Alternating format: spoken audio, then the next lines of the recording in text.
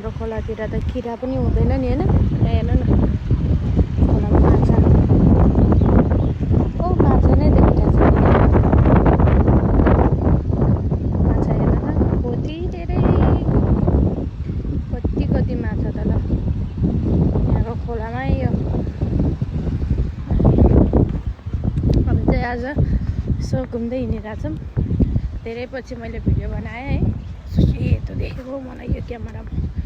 अनि काम छैन, यो चाहिँ मेरो भविष्यको घर भनेर भन्दा नमिल्ने। ल सबैजनालाई धेरै मिस गरेको छु भन्दै हामी चाहिँ घुम्दैछौँ बाटोमा लखर लखर।